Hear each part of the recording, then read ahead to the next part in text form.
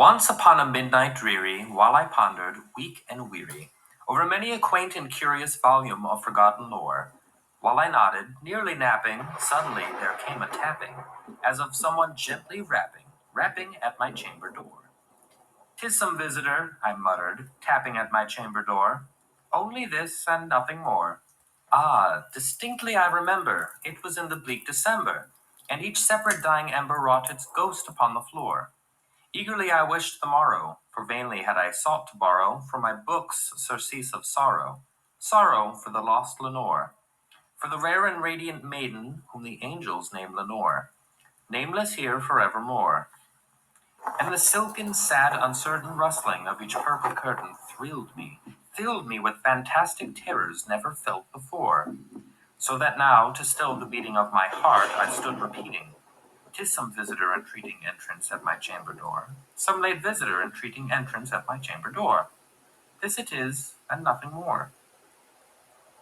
Presently my soul grew stronger, hesitating then no longer. "Sir," said I, "or madam, truly your forgiveness I implore.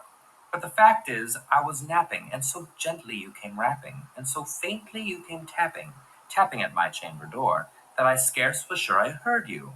Here I opened wide the door. Darkness there, and nothing more. Deep into that darkness peering, long I stood there wondering, fearing, doubting, dreaming dreams no mortal ever dared to dream before. But the silence was unbroken, and the stillness gave no token, and the only word there spoken was the whispered word Lenore. This I whispered, and an echo murmured back the word Lenore. Merely this and nothing more. Back into the chamber turning, all my soul within me burning, soon again I heard a tapping, somewhat louder than before. "Surely," said I, "surely that is something at my window lattice. Let me see then what thereat is, and this mystery explore. Let my heart be still a moment, and this mystery explore. 'Tis the wind, and nothing more." Open here I flung the shutter, when with many flirt and flutter in there stepped a stately raven, of the saintly days of yore. Not the least obeisance made he, not a minute stopped or stayed he, but with mien of lord or lady, perched above my chamber door. Perched upon a bust of Pallas, just above my chamber door. Perched, and sat, and nothing more. Then this ebony bird beguiling my sad fancy into smiling, by the grave and stern decorum of the countenance it wore. "Though thy crest be shorn and shaven, thou," I said, "art sure no craven, ghastly grim and ancient raven, wandering from the nightly shore. Tell me what thy lordly name is on the night's Plutonian shore." Quoth the raven, "Nevermore." Much I marveled this ungainly fowl to hear discourse so plainly, though its answer little meaning, little relevancy bore. For we cannot help agreeing that no living human being ever yet was blessed with seeing bird above his chamber door, bird or beast upon the sculptured bust above his chamber door, with such name as Nevermore. But the raven still beguiling all my fancy into smiling, straight I wheeled a cushioned seat in front of bird, and bust, and door.